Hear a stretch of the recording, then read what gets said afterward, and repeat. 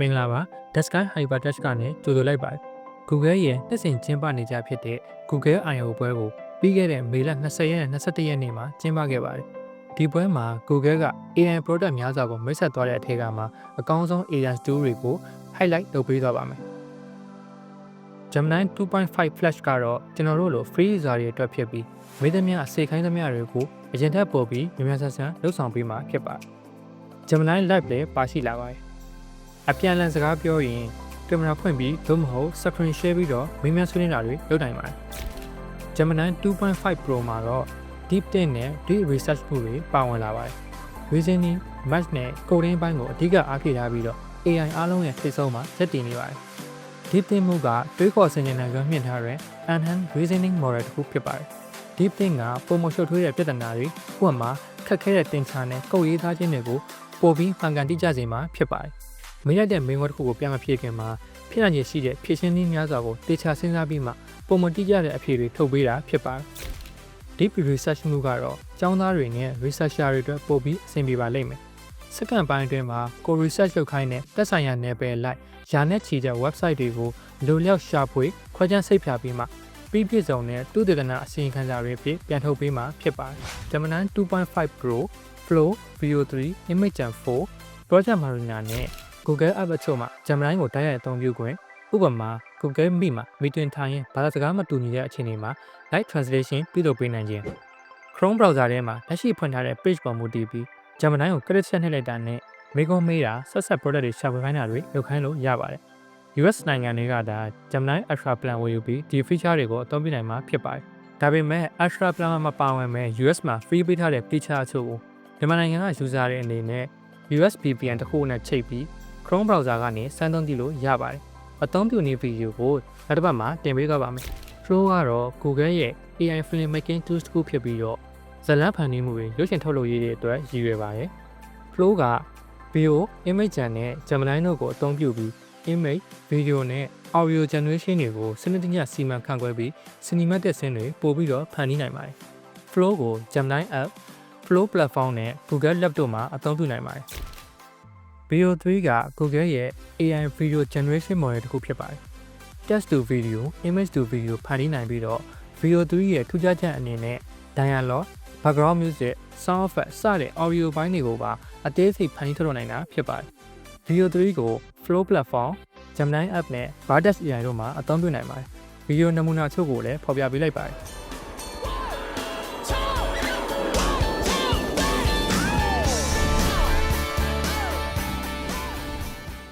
Imagen 4 က AI Image Generation Model တစ်ခုဖြစ်ပါတယ် Text to Image ကို 2K Resolution ရနိုင်ပြီးတော့ Photorealistic နဲ့ Abstract နှစ်မျိုးစလုံးကိုဖန်တီးနိုင်မှာဖြစ်ပါတယ်ဓာတ်ပုံတစ်ပုံရဲ့အရေးသွေးတွေဖြစ်တဲ့အလင်းအမောင်အရောင်အသွေးနဲ့အယူအဆတွေကိုအတိအကျနားလည်အောင်သာမကပဲတရိတ်ဆန်တစ်ကောင်ရဲ့အမွှေးလေးတွေအထိအတိအကျဖန်တီးနိုင်တာဖြစ်ပါတယ်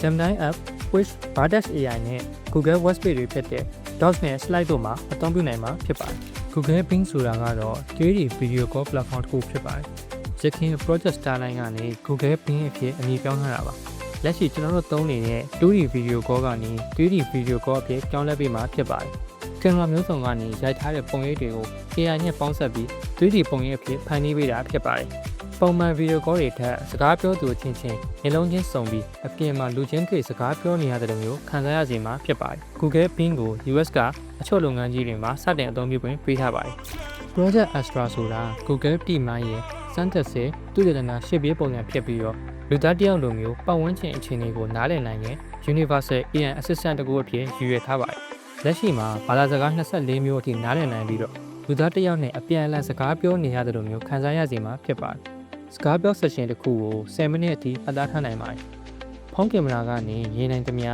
ကမ္ဘာပေါ်ကအရာရာတိုင်းကိုသိရှိနားလည်နိုင်ခွင့်ရှိပြီးတော့မေးခွန်းမေးတာအင်္ဂါကိုလို့ခိုင်းတာအကြောင်းအရာဆွေးနွေးတာရဲ့အပြင် Gmail, Planner နဲ့ Map တွေလိုမျိုး Google App တွေကိုဝင်ရောက်အသုံးပြုနိုင်ပြီးဖုန်းခေါ်ဆိုမှုတွေအထိပါလှုပ်ဆောင်နိုင်တာဖြစ်ပါတယ်။ Project Astra ကို Android ဖုန်းတွေနဲ့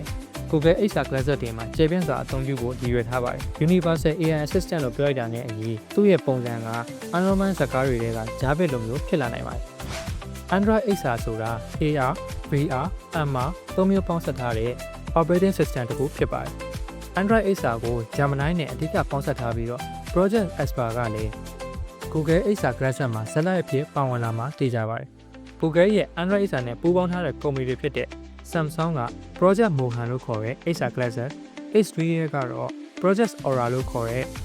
Smart Glassware တွေထုတ်လုပ်ဖို့ရှိနေပါတယ်။ Google ကိုယ်တိုင်ကတော့ Android Acer Glassware ကို Google I/O ပွဲမှာမိတ်ဆက်ခဲ့ပါတယ်။ Apple ရဲ့ Vision Pro လို့ Virtual World ထဲမှာဖိတ်ပြီးပြင်ပကမ္ဘာနဲ့အဆက်အသွယ်တက်တာမျိုးမဟုတ်ပဲနေကမျက်မှန်တက်ထားတဲ့လိုမျိုးပတ်ဝန်းကျင်ကိုမြင်နေရပြီးတော့မှန်ရင် Micro OLED Display ပေါ်မှာပုံရိပ်တွေမြင်နေရမှာဖြစ်ပါတယ်။ကိုယ့်ရဲ့ဖုန်းနဲ့ချိတ်ဆက်ထားပြီးတော့ဖုန်းဝင်တာ message ဝင်တာကနေစလို့ရုပ်ရှင်ကြည့်တာဂိမ်းကစားတာ Google Map ပေါ်ကလမ်းညွှန်မှုတွေအထိမျက်မှန်မှာကြည့်ရှုအသုံးပြုရနိုင်မှာဖြစ်ပါတယ်။ Gyroscope, Accelerometer, Depth Sensor, Camera စတဲ့ sensor တွေကနေသုံးစွဲသူရဲ့လှုပ်ရှားမှုတွေသုံးစွဲလိုတဲ့အကြောင်းအရာနဲ့ပတ်ဝန်းကျင်ကိုသိရှိနားလည်နိုင်ပါတယ်။ ဒီဇိုင်းပိုင်းအတွက်လည်းရေးဆွဲစရာတွေပိုများလာပြီးဖို့ General Monster နဲ့ Warby Parker တို့လိုနာမည်ကြီးမျက်မှန်ကုမ္ပဏီတွေနဲ့ပူးပေါင်းထားပါတယ်။ Acer Glassware ကို Entertainment ပိုင်းအပြင်အလုပ်အတွက်လိုအပ်တဲ့အချက်လက်တွေနဲ့ပေါင်းစပ်ပြီး Virtual Workspace တွေဖန်တီးခြင်း 3D model နဲ့ပေါင်းစပ်ပြီးပညာရေးဆိုင်ရာသင်ယူမှုများစေတုတင်နာလုပ်ငန်းများမှာလည်းဓာတ်ရိုက်အထောက်အကူပြုနိုင်ပြီးတော့အမြင်အာရုံချို့တဲ့သူတွေအတွက်ပုံမသုံးဝင်လာမယ်လို့ဆိုထားပါတယ်။ Project Marina ဆိုတာ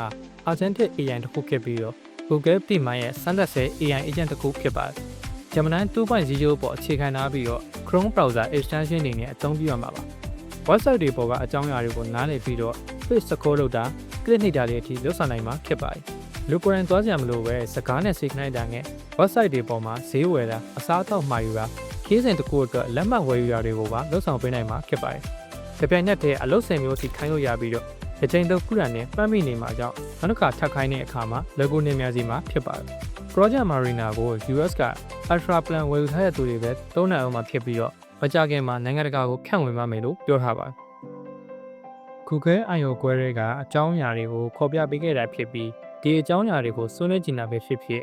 အခြားသိကျင်တာရှိရင်လည်းပဲ comment မှာဝင်ရေးခဲ့နိုင်ပါတယ်။အခုလို AI ဆိုင်ရာအကြောင်းအရာတွေနည်းပညာအကြောင်းအရာတွေကိုစိတ်ဝင်စားရဆိုရင် The Sky Hypertext ကို subscribe လုပ်ပေးကြပါအဆုံးထိကြည့်ပြီးတဲ့အတွက်အားလုံးကိုကျေးဇူးတင်ပါတယ်